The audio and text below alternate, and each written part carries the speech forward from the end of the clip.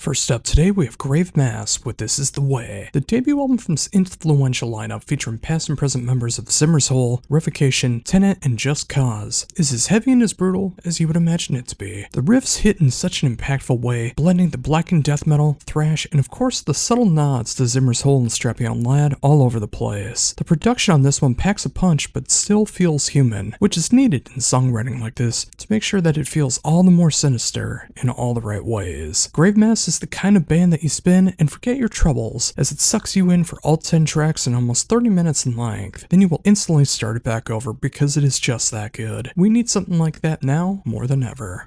Next up is Legionary with Never Ending Quest for Purpose. Another short and sweet one here with the third album and first in 12 years from this Bronx outfit. 5 songs, a half hour long, and not a second is wasted. The production hits you hard and the songwriting on top hits you even harder. Between this duo, the band also gets Chris Clancy of Mutiny Within to contribute vocals on the entire album. It hits like the best of the more aggressive side of thrash and occasionally death metal, but it is also layered with so much melody and harmony on top, balancing everything out in a way that sounds so satisfying from beginning to end. If this sounds like a combination for you, I assure you that it is. Give this one a proper listen. Now we have Lost Sanctuary with Hell is a State of Mind. Finland's Lost Society is back with their 6th album, and I dare say it's their biggest departure from their original sound yet. While originally they were a straight-up thrash band, but with every subsequent album, the band has explored further and further in what is possible with their sound, and it is evolved into more modern metal, groove metal, and metalcore mixtures. While definitely won't be for everyone that checks out my list, it is for those who want something a little more conventional and mainstream in their metal, but much more unconventional and experimental at the same time. Imagine if Avenged Sevenfold's Life is But a Dream was a bit more comprehensible and a little more Murder Dolls and Wednesday 13-ish at different moments, and I think you'll start to get the idea. This is pushing the modern metal sound into different territories, and that can only be a good thing.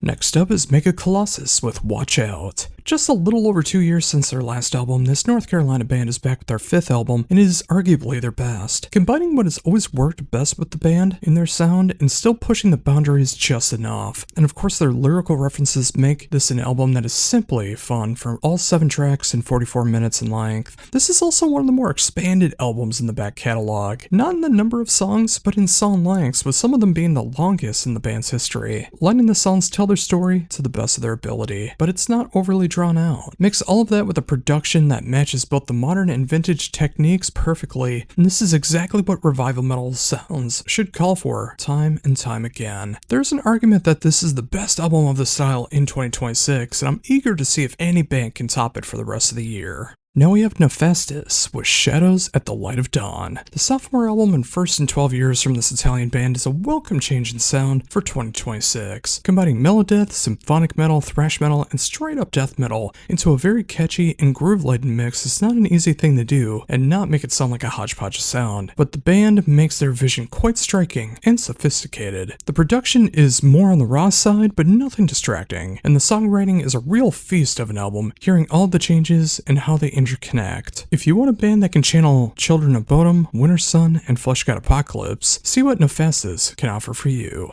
Now we have Tardigrade Inferno with Hush. The 3rd album from this left-of-center band is such an intriguing mix of dark cabaret music, mixed in with progressive metal and oddball moments to balance out the catchiness and the absurdity. The production on this one is insane and truly captures the nuances needed for a sound like this to pay off. There is no easy way to mix a sound that can remind you much of Devin Townsend, Stolen Babies, Unexpect, and Diablo Swing Orchestra, but that is what you get here and so much more. What I wouldn't give for Tardigrade Inferno and Stolen Babies to go on tour one day. But overall, this is the kind of album that is quirky, but it matches it with musical proficiency. If you dig that style, you will love Hush by Tardigrade Inferno.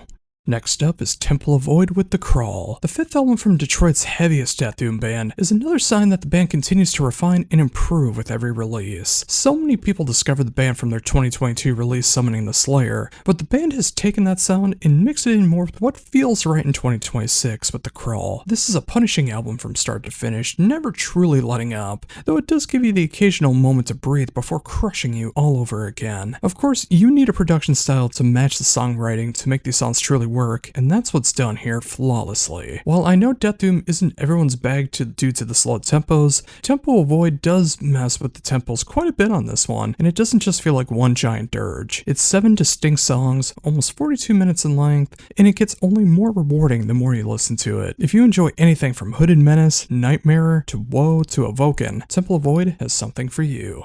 And finally, for brand new stuff today, we have Raid with The Skies Turn Black. The 10th album from the Almighty Raid is one of the most diverse albums in the Norwegian band's discography. For every song that reminds you of their signature blend of mellow black, there's a song that goes completely shocking in comparison. Sometimes it can be a film score motif, sometimes it can be an industrial goth rock song featuring Party Boy in the video. Overall, it's an album that is not for the faint of heart. This is great to see a band that has been rolling for 22 years plus and still finding new ways in their songwriting and showing that there's no lack of inspiration going on. The album just keeps getting better and better the more you listen to it. While I know this won't be for every Raid fan, this is for those that want to see the creative juice flow for the modern day, and that is a wonderful thing to see. And now for everything that I missed along the way, starting with the band Atlas with Sunder. The third album from this Finnish Northcore band combines elements of Orbit culture, Gorgira, hymn, and Catatonia, which feels like such an odd thing to say on paper, but when you listen to it, you can hear all of those elements and so much more. Of course, the music is fully layered in the modern metalcore sound, but it's those odd mixes of progressive metal, gothic metal, melodic doom, and more that makes the music stand out from the 2020s modern metalcore sound. The clean vocals are absolutely stunning, and the harsh vocals tear right into you. At 8 songs and almost 29 minutes in length, this is an album that doesn't waste a second and it goes right in for the kill at every possible chance. For anyone who ignores metalcore simply by association is truly missing out on Sunder by Atlas. This is a magnificent piece of metal. Next up is Domhain with Imperfect Stillness. The debut album from this UK band hits everything that I love about the combination of post-black and shoegaze. It knows how to balance out the most harsh and beautiful moments in perfect harmony, all while creating such a dark and captivating atmosphere. Of course, you need just raw enough production style to make this style worth in its full effect, and it takes full advantage of the tones they have created. This makes the most of its 5 tracks and 35 minutes in length to create a sound that should make anyone who enjoys the likes of Early Day Alcest, Agalok, Sayar, and even Early Day Woods Vipre very happy. In comparison to a lot of albums in the style, this is a short and sweet affair, but it's sure to have a lasting effect on you for years to come. Do not miss out on this one. Now we have Ennui with Oraba. For anyone who has known me over the past 15 years, you know that doom is one of my favorite genres, and when it comes to the right kind of funeral doom, I instantly fall in love with it. That's what happens here with the 5th album from this funeral doom band, straight out of the country of Georgia. It hits everything that I expect of the genre: the dark, depressing dread, the slow tempos where every single note matters, and the lyrical content that makes this genre what it is today. The production is a little raw, but not overbearing, and on the right sound system, it's going to sound huge. This is easily for anyone who enjoys the likes of Helllight, Mesmer, and Evoken. What a better time to check out some of the most depressing music in the world than our current state of affairs. It feels so depressingly accurate.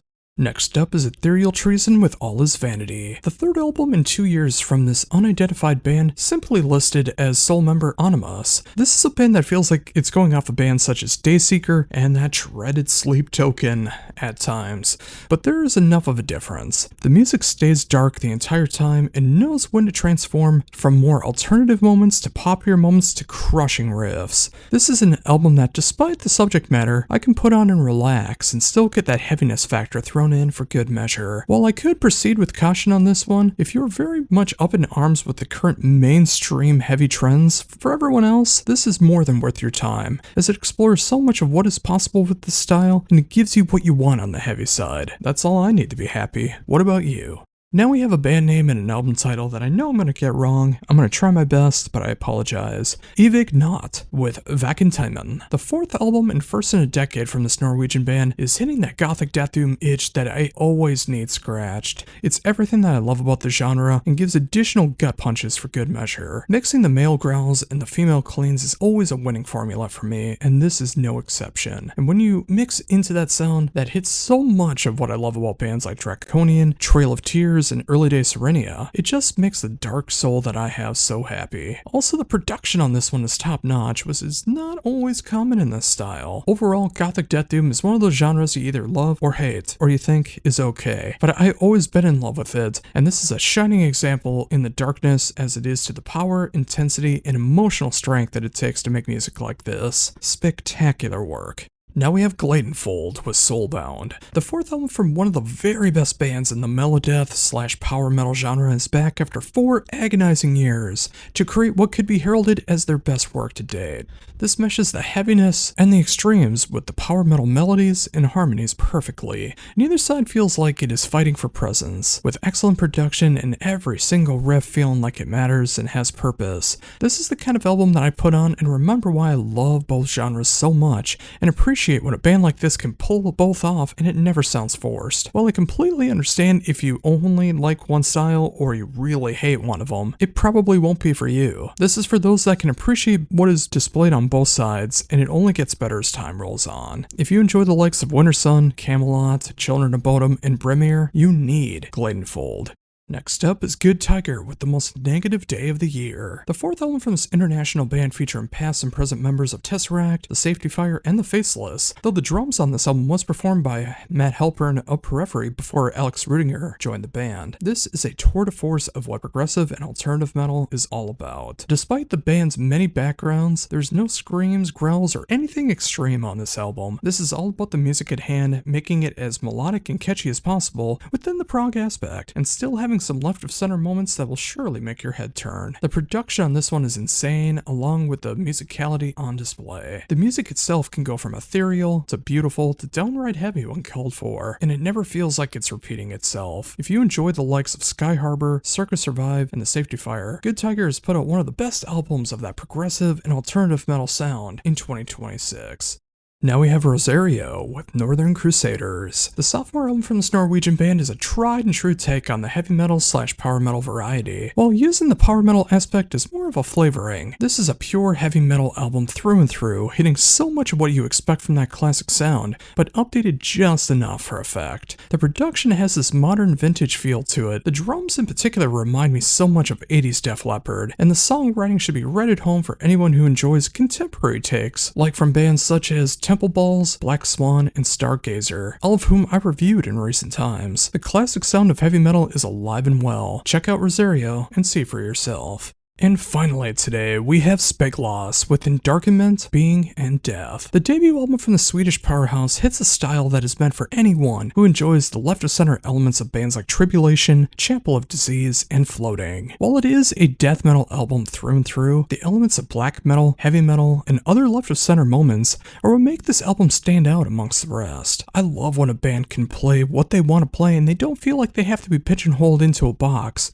because of the normal style of a genre. Every song on here has its own texture and somehow stands out, but also fits together with everything else on the album. The production reminds me so much of that second era of Tribulation when they started embracing more of the black metal and gothic side, which is a cool thing to see. And the songwriting feels infinitely inspired. This is an album that feels real and it goes for the jugular. If you need that in your life, check this one out and be prepared for what they do in the future. First up, we have Alkhemia with HÄXEN. After covering their debut album back in 2024, this French black metal band returns with their sophomore album, and astoundingly, they have vastly improved from an already tremendous sound. Everything from this machine has improved, from the excellent songwriting to the spot-on production that is the perfect balance between raw and clean, to the musicianship that just feels tighter and tighter and right where the music should be. If you need an album that is going to channel your inner love of Garia, Emois, Nagelfar, and Durvig Einer Freiheit, make sure you do not miss out on this album.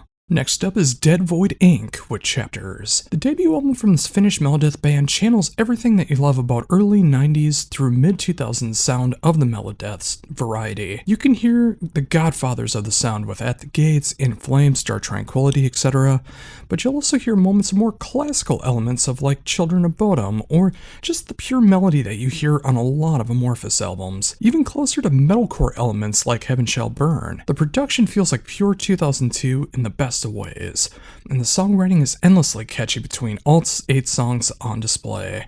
If you love that classic Melodeath sound but you want it mixed in just enough with the 21st century sounds, Deadvoid Inc is the band for you. Now we have Masticator with Total Misery. The sophomore album from this German death thrash band feels like a nostalgia trip, but modernized just enough not to sound like a clone in any way. It hits on the best elements of the genre and adds just the right amount of melodic punch when needed to stand out amongst the rest. The production absolutely pounds, making these already great songs sound even better. The songwriting is inspired, and you can feel the true love of death thrash going on between all 11 tracks without 1 second wasted. This is for anyone who loves The Haunted, At the Gates, and New World Depression. When you put this on, I can't imagine you will be disappointed.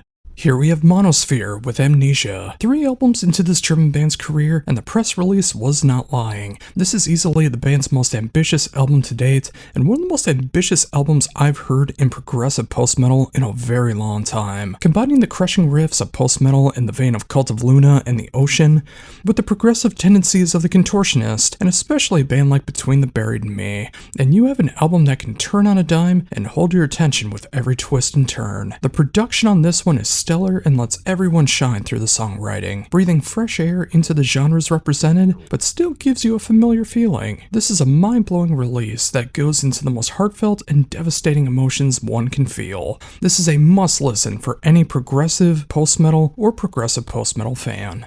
Now we have Monstrosity with Screams from Beneath the Surface. The legendary Floridian death metal band is back with their 7th album and it crushes everything in its path. Always known for being a pioneering name in the Florida death metal scene, the band continues doing what they do best, creating killer riffs with just the right amount of melody to stand out amongst their peers. Also hearing Ed Webb, formerly of Massacre, doing his debut on this album absolutely slays and adds even more to the band's sound. If you want to hear the best elements of bands like Cannibal Corpse, Death, Malevolent Creation, and Deicide from one of the most underrated and underappreciated Florida death metal bands, you need to hear Monstrosity. Next up is Ravenspell with Obsidian King. The debut album from 3/5 of the Quebec black metal band Beholder is showing off another new form in Ravenspell. This is the band's take on heavy metal and speed metal sounds from yesteryear, and they nail it perfectly. 10 tracks, 40 minutes of pummeling comes in the form of the veins of Iron Maiden, Night Demon, Visigoth, and Cloven Hoof, making everything that just feels sinister enough, but never losing the tightness that makes the genre work. The production is pure 80s in the best of ways, and it's matched up with outstanding musicianship and plenty of headbanging moments. While we're in no shortage of the vintage metal sound, Ravenspell proves that there's lifeblood in the genre is still unalive and can never die. If you need the classic tones, check this out immediately. Next up is Vicious Rain with The Anatomy of Surviving. The sophomore album from the Swiss band is just the right kind of mainstream meets heavy sound that suckers me in every time, and there's no shame in that. For every breakdown, there is a melodic chorus that is undeniably catchy and will get stuck in your head for days on end. The band knows how to explore almost every major heavy genre of the last 30 years, and finds a way to make it palatable for everyone interested. There are as many modern sounds going on here as it is late 90s love, and none of it feels contrived or forced. For anyone who enjoys Elwood Stray, Heart of a Coward, Awake the Dreamer, and Space of Variations, you need to check out Vicious Rain. And finally, for brand new albums out today, we have Wolf Bastard with Satanic Scum Punks. It's been a while since I've come across some pure blackened crust punk, and I finally have some in the form of the 4th album from this UK band, and they truly live up to the album title. This feels like it was made by a bunch of satanic scum punks, and I mean that in the best kind of compliment. 11 songs and almost 29.5 minutes of grimy, slimy, crusty music, with the best elements of black metal and punk to make it a fast, thrilling ride that is over before you know it, requiring instant replay. If you want that midnight, Discharge, Venom, and Motorhead sound, Wolf Bastard has it nailed down, and I wouldn't want it any other way. And now for everything that I missed along the way, starting with Blackwater Drowning and Obscure Sorrows. The sophomore album from this North Carolina band doubles down on everything that made their debut album killer and explores what is possible in their sound. Feeling like a perfect mix of American Melodeath and American Metalcore, the band hits some of their darkest, most intense moments so far, while still finding the right melodies and harmonies to tie everything together. You can hear everything from The Agonist to Volcandra to Arch Enemy, and especially the Black Dahlia Murder, all rolled into one. fun, but captivating at the same time. Blackwater Drowning knows what works, and they are showcasing it to the best of their ability. If this is even faintly intriguing to you, you need to give this one a proper spin.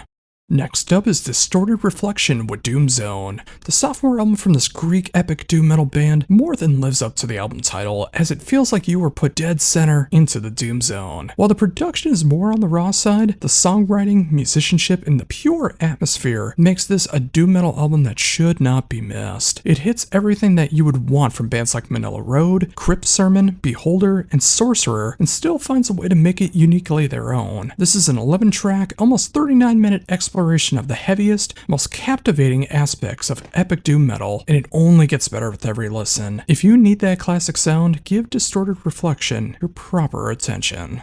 Now we have Final Gasp with New Day Symptoms. The sophomore album from this Boston band is my first taste of their blend of gothic metal and death rock, and all I want is more. This hits both genres perfectly and gets more and more satisfying with every listen. At 10 songs and almost 32.5 minutes long, it doesn't wear out its welcome in the slightest and uses every recorded second to its advantage. Imagine a mix of Unto Others, Tribulation, Ancient Wisdom, and In Solitude, and you have what this band does, and it leaves so much more room for what else could be. There's not much else I can say to really sell you on this one. No matter your type of goth love, you will find something to really truly appreciate about Final Gasp. Now we have Grace Death with Tender Skin, and I really don't know any other way to put it. This is one of the sexiest gothic albums I've ever heard, if not just one of the sexiest albums I've ever heard. The debut album from this Belgian duo puts the best elements of goth, rock, metal, occult, and other tantalizing moments that are meant to lure you in before they go in for the kill. Hearing everything from 2000s Finnish gothic metal, Catatonia, Killing Joke, Sisters of Mercy, and so much more is quite the combination, but it's simply works. The production lets every recorded element shine, and there's at no point does it lose focus throughout all 10 songs in almost 43 minutes. I don't know a better way to put this one. It's a hot album.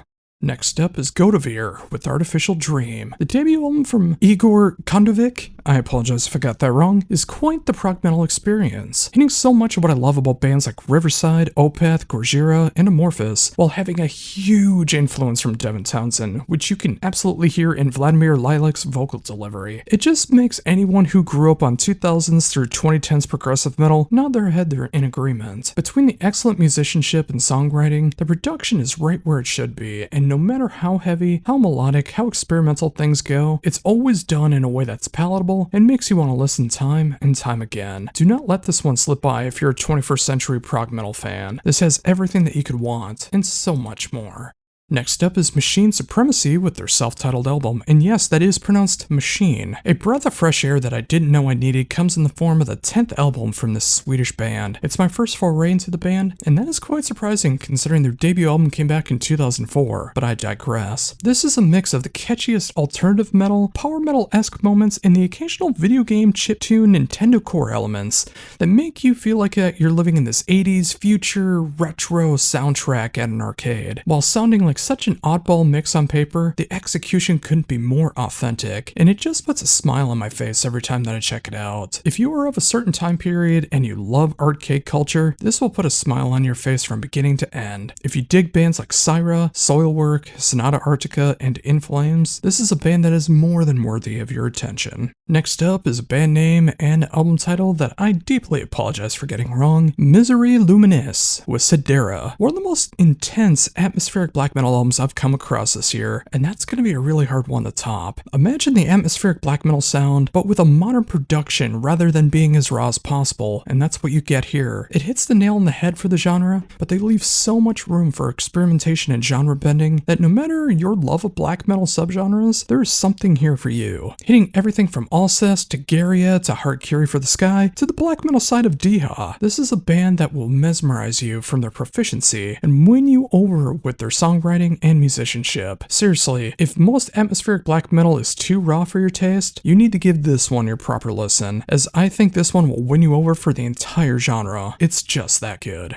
And finally today is another band name and album title that I deeply apologize for getting wrong. Rosa Farenskap with Intending Forbler. Again, deeply apologize for getting all of that wrong. The sophomore album from this innovative Norwegian black metal band is, in their words, a love letter and a declaration of war against everything black metal. Since the genre is being known for so much hatred over the decades, and you know exactly what I'm talking about, it always makes me happy when I can find a band that can turn the genre on its head and make the gatekeepers, bigots, and squares vomit in rage, somehow sounding like a mix of mayhem, converge, and death heaven. This is a band that's not afraid to make the music they want to make and stand up for what they truly believe in. Even if the album sounded atrocious, I would have covered that for that reason alone, but this album is a spectacular display of how innovative black metal still can be to this day. It's just raw enough, it's more than made up for by its intensity. While I know this won't be for everyone, whether it's too raw or experimental, or you're just not into black metal, or you just have those tendencies that I'll never agree with. If you hate this album for what it stands for, you're why this album exists. We need more of this in every genre of music, so if you're so inclined, please check this one out. Starting things off, we have Axel Rudi Pell with Ghost Town. The staggering 23rd album from the legendary German guitarist is here, and it's the classic sound that you expect. From the mainstay riffs that you expect, to the soaring vocals from longtime vocalist Johnny Gioli, to the standout melodic guitar solos, it's patented Axel Rudi Pell. That is the best compliment I can give. It's the familiar sound that we need right now for those who need something to go back to and escape reality. This will help you forget all your troubles in all 11 tracks and almost 56 minutes of classic metal, melodic metal, and AOR. Sometimes that's all you need.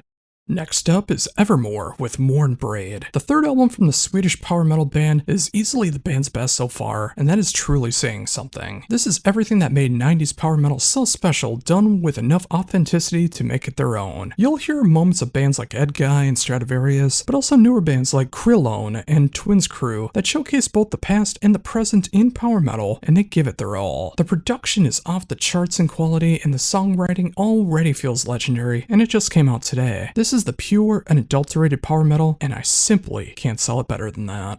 Here we have Lost in Hollywood with their self-titled album. The sophomore album from this German modern metal band is a pure hit or miss for those who normally check out my list. If you like the more aggressive underground stuff, this will not be for you, but I've said it before and I'll say it again, between all of my Funeral Doom, post-black, and progressive metal reviews, I'm a sucker for a good catchy song, and every track on this self-titled album is filled with that, and so much experimentation going on at the same time to keep things interesting. The production is slick and polished, and the songwriting is insanely inspired, reminding me of bands of Electric Callboy, Elwood Stray, and Our Mirage. Again, proceed with caution if you don't like modern mainstream metal. For everyone else, give this one a proper spin, and you'll be in for a great surprise. Now we have Mistfall with Embers of a Dying World. The sophomore album from this Greek band is truly a tour de force. Since I covered their debut album, 2/3 of the band have changed, and a bit of a sound change has happened as well. That is not a bad thing at all, as the symphonic Gothic metal that I fell in love with is still here, if not doubled down on. It just feels like an even more confident album. The cleans and operatic vocals simply shine on this album, and they fully take center stage, so whether that's for you or not, you have to check it out for yourself. The music behind her is a whirlwind of everything that makes symphonic Gothic metal so great. For everyone who enjoys the likes of Oriad, Glacia, and Bill Morte, need to take note on this one. This is going to be one of the best albums of symphonic Gothic metal in 2026.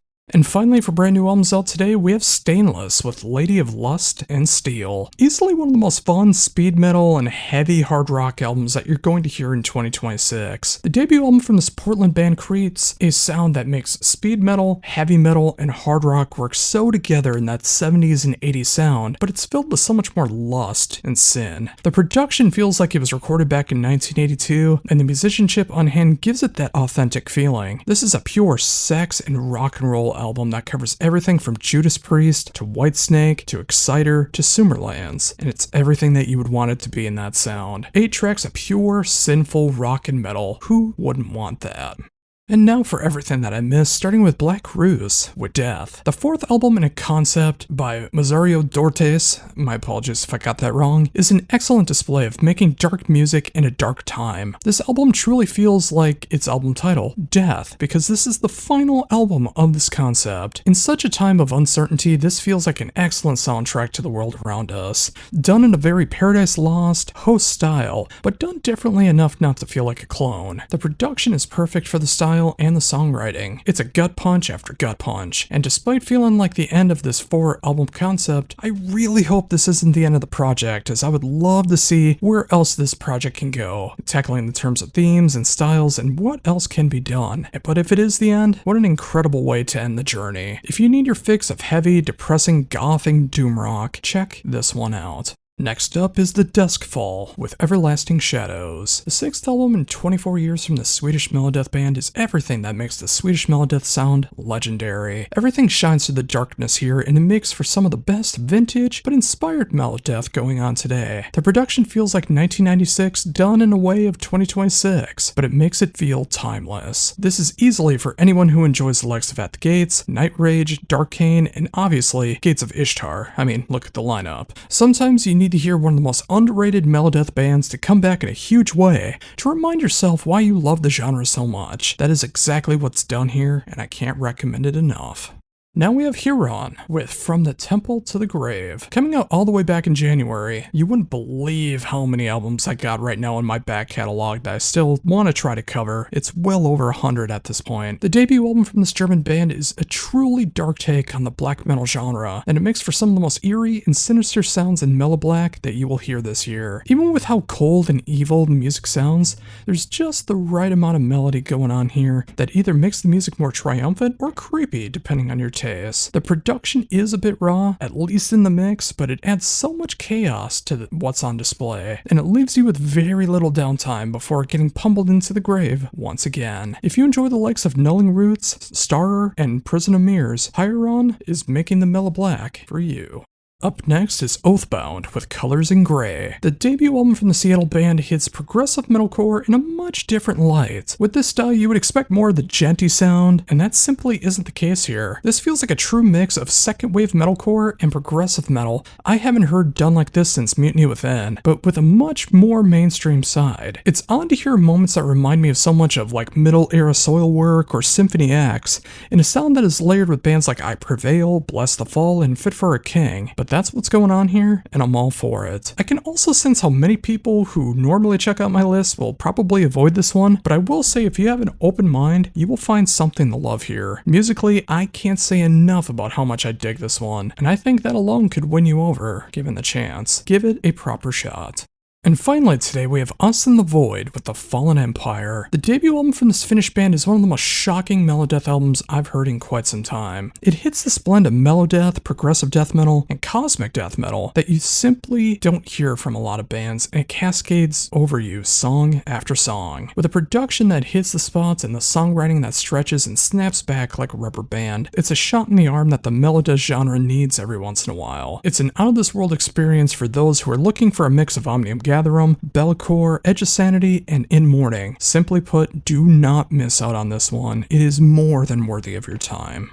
First up, we have Acidosis with Arrival. The debut album from this Miami Beach thrash band is chock full of fun tunes that hit some dark subject matter. The songs are all blistering and hit this level of thrash and similar subgenres that scratch the itch for those that are looking for a band that can do a little bit of everything from power trip to Megadeth to DRI to Suicidal Tendencies all in one band. The production on this one feels vintage in the best of ways, and the songwriting feels like a love letter to the past while updated enough to be effective for the modern day. This 26-minute assault is more than worthy of your time, no matter your style of thrash enjoyment. Now we have Defacing God with Darkness is My Crown. The sophomore album from this band out of Denmark is how you make symphonic, gothic, and black metal sustainable. The entire album feels like they doubled down on what worked best from their debut album and added the right herbs and spices to make the music as catchy as it is haunting. Mixing the best of bands like Dimmu Borgir, Karak Ingren, Frantic Amber, and Zornheim, Defacing God is pushing the genre back to the forefront, and it's desperately needed. We've been sitting well on this style in 2026 so far, but we always need more, and this is a band that is more than delivering the goods for symphonic, gothic, and black metal.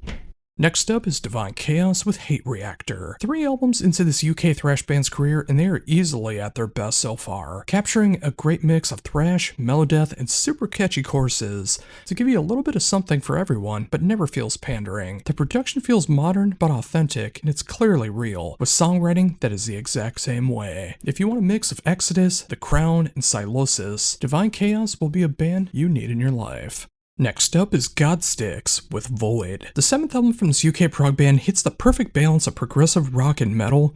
It never gets too heavy, getting into progressive death metal that is, and it never gets too soft being straight up progressive rock. It's right in the middle, and it feels so good. That is not to say that this is not a dark and angry album, as it is easily their heaviest album that they've ever put out. And it's for those who enjoy Latter Day, Porcupine Tree, and the heavier ends of Riverside. The songwriting is top class and intricate, with a production style that feels sensational for the style. You can tell that they push themselves on this one, and it makes for an album that is worthy of any prog fan's ears. If you need a prog album that couldn't feel more appropriate in 2026, give this one a listen. Now we have Growth with Under the Under. The sophomore album in first in 6 years from this Australian band is something I truly needed. It combines the right elements of tech death, avant-garde, and extreme metal in a way that is palatable but pushes the boundaries of what is possible in these styles. Featuring past members of Neavlascaris, The Red Shore, and Function Cease, the band is more than up their game, and they showcase music that is for those who enjoy the likes of Ulcerate, Gorguts, and Volcandra. If you want that balance of chaos and eeriness, you need to check out Growth. Next up is Kerrigan with Wayfarer, and I'm just gonna say this is probably my favorite revival metal album so far in 2026. The sophomore album from this German band, featuring 3/4 of the funeral doom band Lone Wanderer, returns with their signature style of vintage heavy metal, and it's easily some of the best that you will hear this year. I love the debut album Blood Moon that came out a few years ago so much, but this is a gigantic step in the right direction, and it's the best qualities in all the right ways, from the production to the performances, and especially the songwriting. This feels like the best band of 1986 that you didn't hear until 2026. If you want a band that can combine the best of bands like Satan, Night Demon, Haunt, and Defender, do yourself a proper favor and check out what might be the best revival metal album of 2026.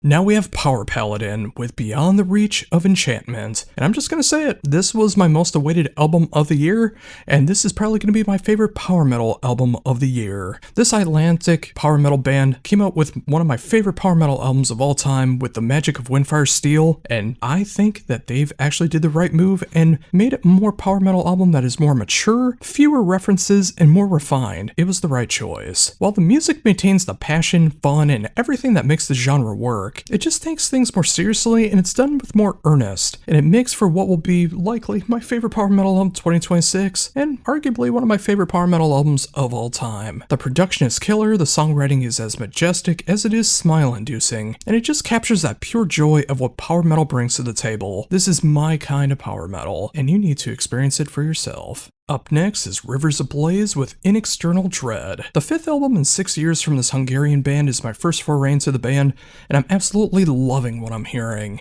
This is an extreme take on progressive, blackened death metal that is so satisfying to listen to over and over again, feeling like an unholy mix of a flourishing scourge, an abstract illusion, and oddly enough, I hear a lot of gore fest in the growls, and it makes the album feel so much more crushing with all these genres working in the right way, and it still finds a way to feel triumphant and cascades into a sense of darkness all around you. I love it when a combination of music like this works, and Rivers Ablaze is more than carrying the torch for it. It's sensational work.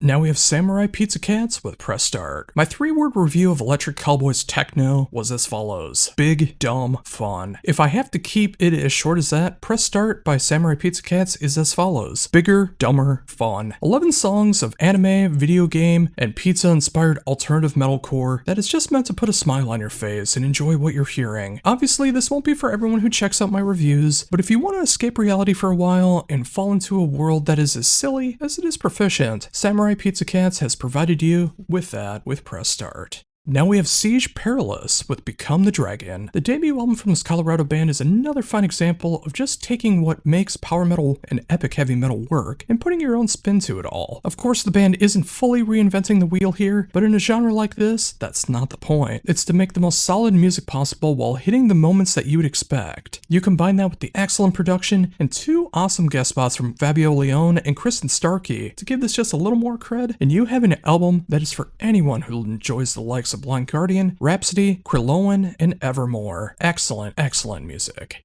And finally, for brand new music out today, we have Total Maniac with Love Overdrive. The sophomore album from this Baltimore band is pure sex, drugs, and Satan, combining 80s sleaze rock, crust punk, speed metal, and more into a familiar but fun-filled album that is exactly what you need sometimes, and you get more of that here than a lot of other albums. The production has that classic 80s flair to it, and the songs are tailor-made for the live setting. It's 8 tracks that are short, sweet, and fulfill the needs of bands like Midnight, Bat, Motorhead, and Stainless. What else could you possibly need? And now for everything that I missed along the way, starting with Chalice of Suffering, with the Raven Cries, One Last Time. The third album from this Minneapolis funeral doom powerhouse is exactly what I needed. It's so much more than your run-of-the-mill funeral doom by adding so many textures and layers to the music, creating an atmosphere of dynamics and just raw enough production and pure sadness across the album to make this authentic. Feeling like a mix of Apocalypse Orchestra, Aro, and Swallow the Sun, this is an album that redefines what can be done on one of the most haunting genres of metal, and it rips your soul apart in the process. This is how it's done, folks. Next up is Fabian Ernie with Starvale. One of the most standout vocalists in metal today has finally created a solo album, and it feels like the perfect mesh between her other bands Illumishade, Elvati, and her love of other styles of music rolled into one. Between the clear and polished production, the songwriting on this one showcases the best elements of her vocal ability and makes everything shine. It's a brilliant showcase that I hope builds into more solo albums and even more of a vast collection of material and styles in the future. Until then, this is a perfect crash course of everything that Fabian Ernie is all about. Now we have Fading Sun with their self-titled album. The third album from this German outfit is a combination of sounds that simply works, creating a mix of epic metal, Melodeath, and more to create a sound that is for anyone who enjoys bands like Ayat, Socom, and Keep of Kelsian. The production is raw and authentic, with growls that are utterly gruesome in the best of ways, balancing the epic, melody, and death metal that is a hard combination to nail, but Falling Aeon has done it in a way that more than showcases what can be done when you truly care about the music you're making. This is more than worthy of your time if you want to hear epic Melodeath. And now for one of the most polarizing post-black albums of 2026, it's Garia with Loss. Portugal's Garia took a gigantic chance on their latest album Loss, shifting from their post-black sound that made them a huge name in the underground and started incorporating more melodic metalcore and modern metal attributes into their post-black sound. Some people are very much up in arms about this change. I, on the other hand, think it was the best decision they could have made. The music hits so much harder when it gets into the extreme end of things, and it suckers you in with undeniably catchy choruses and out-of-nowhere melodic riffing that you simply won't see coming, making a change that they wanted to make, instead of just repeating what they've done in the past, and this is what's going to skyrocket them into post-black superstardom. For anyone who digs Deafheaven, Mole, Heretois, and Groza, take note, Garia might be the most prolific post-black band out there after this album, and they may have put out the most popular post-black album ever made.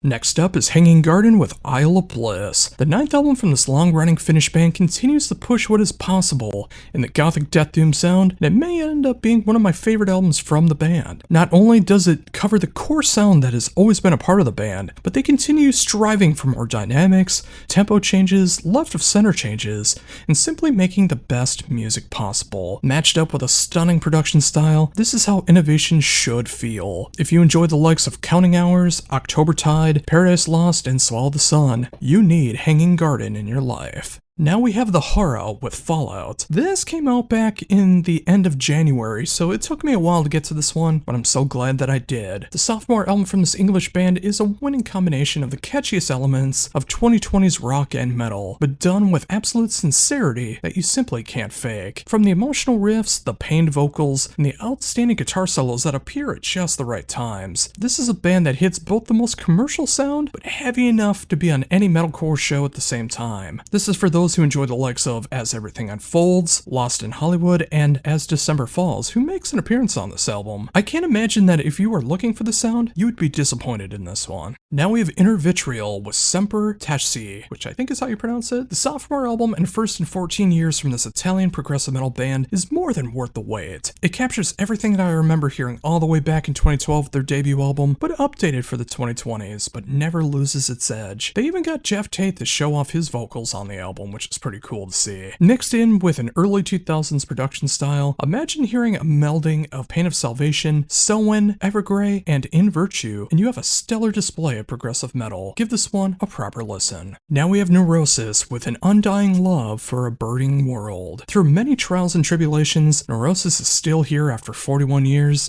and they have made another evolution. Aaron Turner, formerly of Isis, and now of Sumac and Old Man Gloom for such a long time now, is taking over on vocals and some of the guitar, and the band shadow dropped their 12th album and first in a decade last Friday. Without having any idea what to expect from this lineup, I think the band has recaptured everything that I ever loved about the band in their post-metal sound, their atmospheric metal, and sludge metal sounds as well. The band both recaptured the sound, but also forges a new path at the same time, which is a very hard thing to achieve. This puts all the mainstays of the genres on the current day on notice. Neurosis have returned, and they may have put out their finest album of their career, and as sacrilege as it may sound, this might be my favorite since Through Silver and Blood. It's just that good. Now we have Salos with A Slaughter for the Empire. Given the amount of music I cover every year, my instrumental intake has diminished over the years to only albums that make my jaw drop, and the debut album from this Greek duo is that and then some. This captures everything I love about progressive post-metal, with so many ethereal and atmospheric dynamics to make the ebb and flow, the peaks and valleys, and the overall sound so satisfying. Matched with a killer production style and songwriting is clearly from the heart. This is an instrumental album I can't recommend enough. If you enjoy the likes of Sometime in February, Long Distance Calling, Russian Circles, and God is an Astronaut, check this out immediately. Next up is Shoreline with Is This the Low Point or the Moment After? The fourth album from this German band hit me like a ton of bricks, and with every listen, it hits harder. While this is not my usual style of music of that post-hardcore, emo, and punk variety, when it's done right, it suckers me in, and it doesn't let me go from beginning to end. From the devastating lyrics to the just heavy enough riffs to the general atmosphere that simply makes you feel something, this is the kind of album that help you binge and purge all of your emotions. If you enjoy the likes of Touche Amore, Spanish love songs, and Chief State, this is required listening. Now we have The Silver with Looking Glass, Hymnal Blue. Members of Horrendous, Crypt Sermon, and Night's Blood are making outstanding post-black metal together. I don't think I could ask for a better combination to make this style of music. The sophomore album from this Philadelphia band captures the most gorgeous and the most extreme ends of the genre, and it makes it completely their own. With a production style that's as real as it gets, and songwriting that knows how to keep her interest for 8 songs in almost 43.5 minutes, this is an innovation of post-black that I didn't realize that we needed, and it only gets better the more you listen. Seriously, this is why it pays to listen to more styles of music than what you normally listen to. You get a band like The Silver, and it's ridiculously good. Here we have A Somber Funeral with Since You Left These Shores. Have I mentioned how good we're setting on post-black in 2026? This is another shining example in the form of the sophomore album from this German duo. The music is as raw and gut-wrenching display of some of the saddest and some of the most gorgeous elements of atmospheric post-black, with lyrics that will shatter your soul. There's a ton of great guest spots from some of the best musicians in post-black as well. If you want a real crash course on the raw side of this genre, this is the perfect class 101 for the genre. Seriously, give A Somber Funeral your proper attention. And finally today we have Taiketo with Closer to the Sun. For a band that's been around since '87, I'm stunned that there are only 6 albums from this New York City band, but I also remember that I interviewed the band for their last album Reach back in 2016. So regardless, Taiketo is a shining example of making the music that you want to make and not following the trends after the times have changed. This is everything that you've ever loved about the band, from the bluesy aspects to the just right amount of glam leanings to the full-on AOR elements that made the band last. It's great to see them back, and you can tell from the videos of the new album that they are happy to be here. Considering how many of their contemporaries sound today, and how many of them have just simply given up on trying to make any good music, Taiketo is as reliable and as enjoyable as they were all the way back in '91. And if you want that throwback sound with an updated production style, check out Closer to the Sun by Taiketo.